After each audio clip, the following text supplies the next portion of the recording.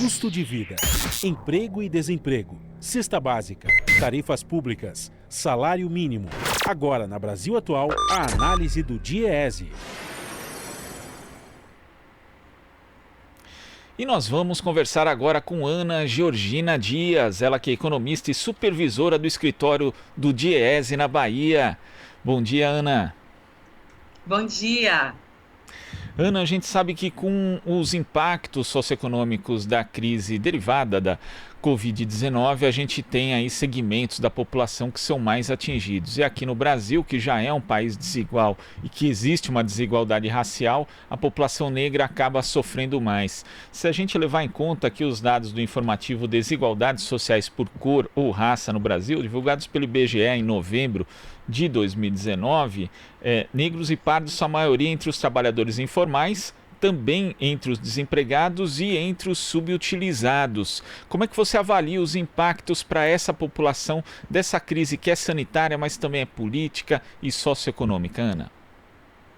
Bom, exatamente pela questão da desigualdade e por termos uma inserção tanto no mercado de trabalho quanto nas outras esferas da vida de forma menos privilegiada, obviamente que o impacto de uma pandemia como a Covid-19, sobretudo uma pandemia que é ligada muito à questão, por exemplo, de saneamento, condições de moradia, isso nos afeta muito mais, né? E também, se nós levarmos em consideração o grande impacto, sobretudo, né, sobre o emprego, né? Normalmente, nesse tipo de crise, a sociedade toda, obviamente, ela é atingida, mas a população negra, até pela forma que se insere no mercado de trabalho, normalmente nas ocupações mais precárias, naquelas que têm muito menos estabilidade, né, nós podemos dizer que esses impactos eles serão, de fato, muito maiores. Basta a gente pensar, por exemplo, uma questão bastante simples, que é a forma de prevenção através da lavagem de mãos, né? O tempo inteiro, a maior parte, uma boa parte das pessoas que não têm acesso ao saneamento no Brasil são pessoas negras, né? Do mesmo jeito, a questão do adensamento dentro das residências. Nós temos aí a maior parte da população negra, um dado aqui de Salvador, 33% da população da cidade vive em residências com pouca condição e muito adensamento, né? Nas periferias, muita gente na mesma residência. E na população negra, enquanto é 33% para a população total morando nessas condições, 36% da população negra de Salvador se enquadra nessa condição, ou seja, moram em domicílios com muita gente, né? Espaços muito pequenos, onde, por exemplo, o confinamento, né? Se uma pessoa adoecer, a separação entre as outras fica extremamente difícil.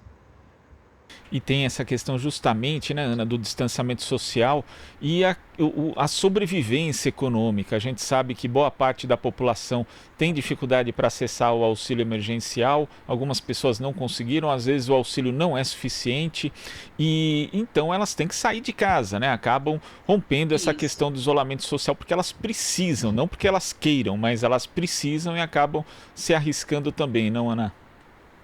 Exatamente. O fato de uma boa parte da população negra ter esse tipo de ocupação informal, e num momento onde as medidas de isolamento social tornam quase impossível, né, a permanência delas no sentido de ter algum trabalho, né? Então, a renda emergencial ela tem um papel fundamental, né? Fundamental tanto no seu valor quanto na sua duração.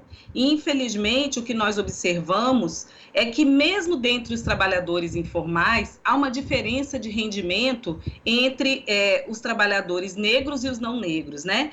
E mesmo dentro da população negra, nós observamos que tem uma diferença substancial de rendimento. Então, o pardo, que teoricamente é o negro mais claro, ele ainda tem, assim, guardadas todas as proporções, uma situação um pouco melhor, tanto em relação a rendimento, quanto em relação à inserção na ocupação, do que o negro, né, o preto, a parte preta da população negra, que é o negro retinto. Então, nesse momento, como a informalidade ela é gigantesca no mercado de trabalho, e aí, obviamente, pela própria inserção menos privilegiada da população negra, isso faz com que muitos negros estejam nessa condição. A questão da renda é absolutamente importante e impactante para os negros. E quando a gente associa a questão, né, racial com a questão de gênero, isso se torna um pouco pior ainda. Quer dizer, as mulheres negras sofrem ainda mais dentro desse contexto de pandemia. Vide, por exemplo, a questão do trabalho doméstico, né, onde elas são a maioria e que hoje volta a ser mais precarizado do que era antes. Quer dizer, é um contexto também muito ruim para as mulheres negras. Sim, as mulheres negras normalmente são a base da pirâmide, né? Somos a síntese do que tem de pior, mais precário no mercado de trabalho. Ocupações muito mais precárias, a menor remuneração, né? A diferença de remuneração entre uma mulher branca, negra e um homem branco, muitas vezes a mulher recebe 56%, né, do que um homem branco, a mulher negra recebe 56% do que um homem branco recebe. Então, a mesma coisa em relação ao que estamos falando sobre o trabalho doméstico. O trabalho doméstico, a partir da PEC do trabalho doméstico, vinha conseguindo ter uma melhora em relação à formalização, né? Mesmo antes da pandemia, com uma crise já estava no nosso mercado de trabalho, isso começou a piorar, né? E com a pandemia, o que a gente observa, além de ter muitas dessas trabalhadoras que perderam o emprego, muitas também adoecendo exatamente porque não foram dispensadas do emprego com a manutenção de sua renda. Ou seja, uma coisa importante também destacar, grande parte das mulheres negras são chefes de família. Então, nesse momento, mesmo com toda essa crise sanitária e o risco, né, de contrair a Covid-19, muitas permanecem trabalhando, né? Então, assim, não é simplesmente uma questão de renda para aquelas que perderam o trabalho, mas é, sobretudo, uma questão de proteção à saúde dela e de suas famílias para aquelas que precisam continuar trabalhando.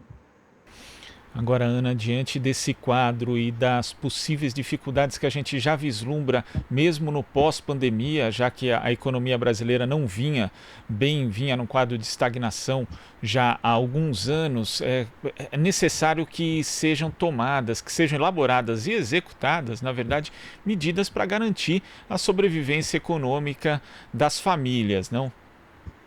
Sim, sim.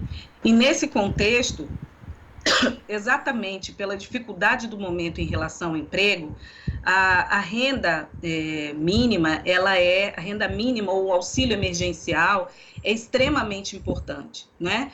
É extremamente importante para todos os trabalhadores em situação de vulnerabilidade, para os desempregados, para aqueles que são informais, né? Mesmo para aqueles que trabalham por conta própria e nesse momento não tem como permanecer trabalhando, mas, sobretudo, quando a gente fala em trabalhadores com precarização, a gente está falando de trabalhadores negros, né? Então, nesse sentido, é extremamente importante essas medidas emergenciais para esse momento, mas, sobretudo, pensarmos políticas, né? E que existam políticas para que consiga-se exatamente reduzir essa distância entre brancos e negros, que ela é não só no mercado de trabalho, mas eu repito, é em tudo. Se nós observarmos, por exemplo, os espaços de poder, né, nós vamos verificar que, embora a população negra seja maioria, né, pelo menos maioria numérica no país, nós temos pouquíssimos representantes, seja no Congresso,